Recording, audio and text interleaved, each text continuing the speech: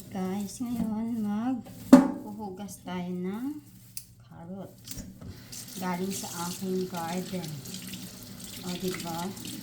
Ayan guys, o diba? Beautiful. Maghuhugas tayo niyan. Yan. O diba? Hindi na tayo bibiling carrots kasi meron na tayo. Ayan. Yung carrots na organic, di ba? Hindi mo na kailangan. Ayan. Meron tayo nito, ayan. At marami po, ayan o. Marami po tayong huhugasan. Sila dito, kinakain na nila to diretso. Hindi kaya sa atin. Ayan. Yan. Hugasan mo lang ng maayos at wala nang problema yan sa kanila kasi diretso na yan. Hindi na binabalatan. Kinakagat na lang diretso, diba? Yan. Pamunta yung mga anak. Dalawang anak niya dito. Yan. Nag-try kami bumunot kasi nga pinakita ko sa kanila na may bunga na may laman na yung aking carrots, kaya yan o, meron ako yan. Ito naman guys, meron akong tawag dito labanos, diba? Labanos tawag dito sa amin, itong radish na to. Yan, meron ako nito. Yan.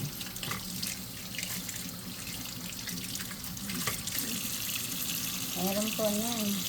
Tapos ng labanos, meron din tayong purple potato. Ayan, marami ako nito ngayong nakuha. Kaya, ugasan lang natin siya kasi naano siya. O, tingnan niyo, para siyang rabbit. Yan. Yung unang harvest ko nito, binigay ko dun sa asawa ng kapatid ni ang asawa ko. Yan. Binigay ko doon sa sister-in-law ko. Yan. O, diba? Yan. Ano yan? Marami ito. Hindi ko pa na-try. Hindi pa ako nakapag-try ng luto ng purple potato. Pero maybe hindi mamaya bukas kasi nga maybe bukas na lang kasi nga mamaya lalabas naman kami mag-dinner kami kasama yung kapatid niya at yung anak nito na lalaki, kaya sa labas kami kakain. Kaya bukas na ako magluluto nitong purple potato. Hindi ko pa ito na-try. Yan. Pero madali lang naman pala itanim nito, ganun. Yan, madali lang. Hindi na ako nag-video kanina nung nag-harvest ako kasi nga sobrang init doon. Sobrang init. Kaya hindi na ako nag-video. Ayan.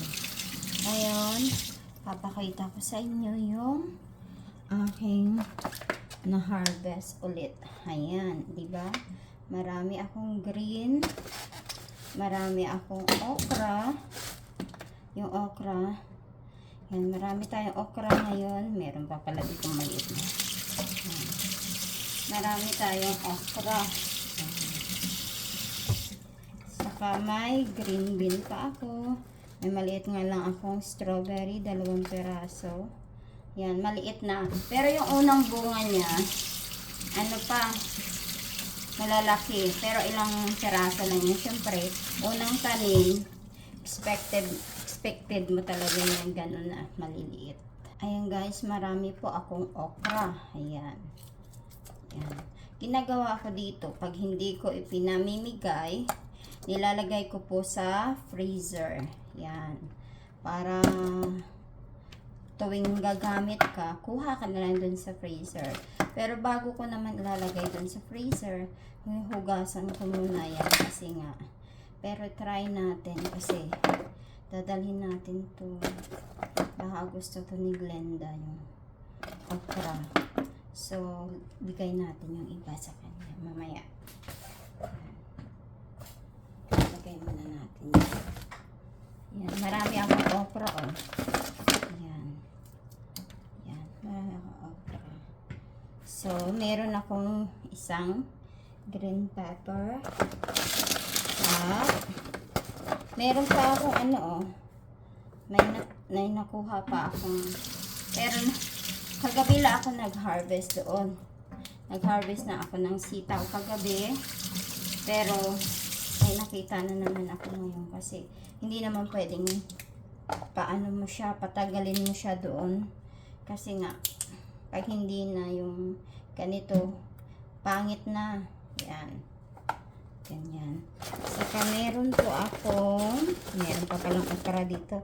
O diba, marami tayong okra guys. Tapos, meron pa akong cherry tomato. Ayan po, cherry tomato.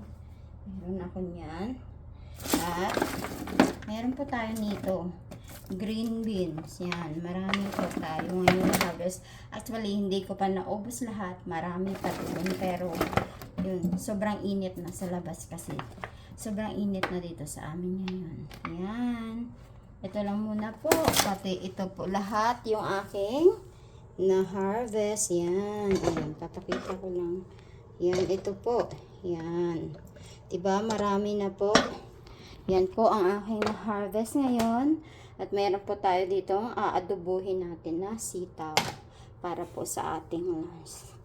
Okay po, bye-bye. Don't forget to like and subscribe. Bye.